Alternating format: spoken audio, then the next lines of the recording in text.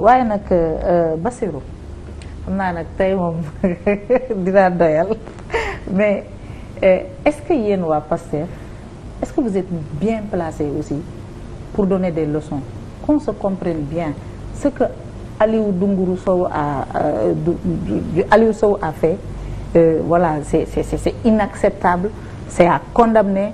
La machine judiciaire devait même le broyer mais tamit dafa am phénomène boo xam ne dañu ko observer Sénégal dañu doon wax dialogue islamo-chrétien dañu doon bàq pour suñu cohésion mais depuis 2012 2010 2011 ak bi combat bi commencé contre Abdoulaye Wade 2012 ba tey dañoo observer Doudou ko wax na ko sànq ci classe politique bi ay dérives verbales yu garaaw a garaaw.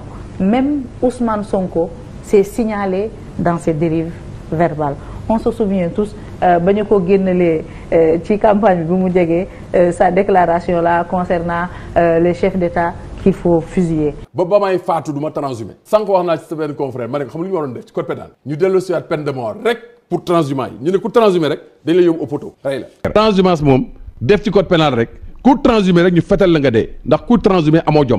du ma nekk pion wu Macky Sall bu muy pousse. Les chefs d'État qu'il faut fusiller gars yi dañ koy génneel déclaration bi mu def ci li nga xam ne moom mooy la Casamance. Est-ce que Macky aime la Casamance? Vous savez, là on entre dans le domaine du sentimental. Je ne peux pas savoir si Macky aime la Casamance. Il a dit qu'il aime la Casamance et je le crois jusqu'à preuve du contraire. Non, je le dis parce que au vu du procès que vous avez fait. Non, ça c'est pas propre à la Casamance. Aujourd'hui je suis en Casamance, je vous donne des statistiques. Je vous dis que moi je veux travailler sur du concret. Comment il va dire sur la base de ça? Les chefs d'État qu'il faut fusiller gars yi dañ koy génneel déclaration bi mu def ci li nga xam ne moom mooy la Casamance. Sonko fan la jóge fan la jëm Casamance la dem rebelle yépp la woo ñoom la defal añ dem. Macky Sall fu mu jóge woon ba yegg si fi mu yegg si. Macky Sall fu mu jóge ingénieur géologue la. Qui inspecteur des impôts et domaines. waa déglu ma. Est-ce que yéen Pastef aussi peut-être que yow vous pouvez être à l'aise mais est-ce que votre formation politique dans son ensemble est-ce que vous êtes à l'aise aussi pour donner ce type de leçons-là aux gens de l'APR parce que dérive yi seen camp am na camp wu APR am na daanaka yéenay deux partis yi nga xam ne dañ leen di signaler ci loolu. On ne s'érige même pas en donneur de leçons. On constate des faits qui sont préjudiciables yoo xamante ne baaxul ci ni Sénégal mosee ànd doon benn bopp.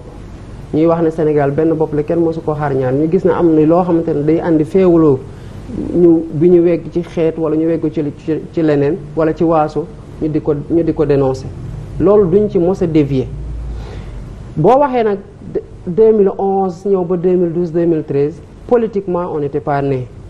kon loolu. mais affaire dafa exacerbé wu. non loolu kon ñu am na ñi ko doon def laata sax ñun ñuy judd ci politique bi ci tegu mooy.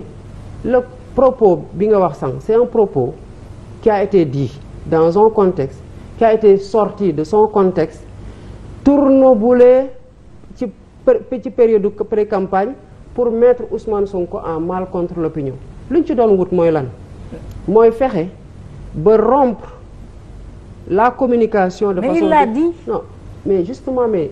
Il l'a dit et c'était un futur candidat à l'élection présidentielle nga ne nañu jël Senghor Abdou Diouf Ablaye Wade ñoom ñëpp ñu fusillé leen Senghor 2001 la gaañu ñu fusillé leen Senghor 2001 non mais il l'a dit quand même mais xam pour un candidat à la présidentielle aussi c'est à condamner. Oui mais xam nga maa ngi lay wax ne propos bi dañ ko génn de son contexte. mais même les propos de Aliou Dembourou Sow dañu ko génne de son contexte. non justement lii non c'est prémonitoire c'est différent kii dafa wax ne ci lu ñuy jëm la ci lu ñuy dem la te foofu la responsabilité président Macky Sall engagé wu parce que le 31 décembre 2018 bu fekkoon ne laajoon nañ ko mu ne am naa 7 ans bu fekkee ne suñu liggéey bi sénégalais yi rafetlu nañ ko ba joxaat ñu beneen mandat buñ ko amee ba defaat 5 ans il faudra partir su ma juumul ci 31 décembre boobu bokkoon nga ci journaliste yu ko interroger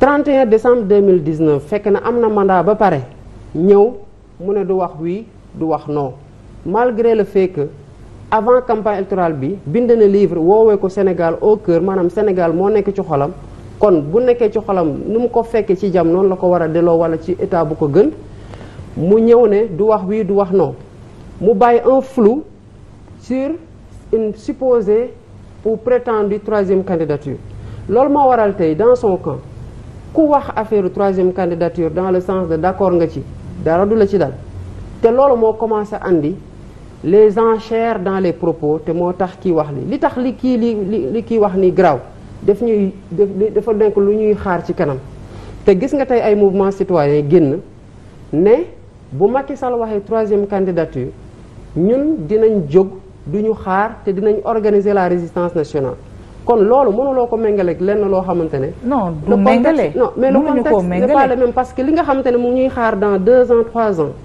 bokkul ak loo xamante ne presque boo ko xoolee misaal la parce que Senghor mi wàcc liggéey 2001 kan moo ko isolé di ko fusiller pour quelle raison donc l'image qui a été utilisée était très forte certes mais c'est pas quelque chose qui va dans le sens de la division ou de la violence. Elle était violente.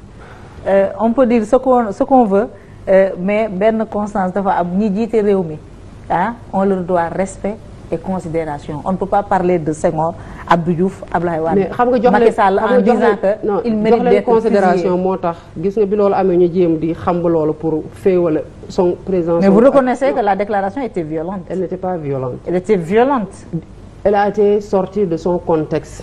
C'est l'image qui a été prise qui est forte.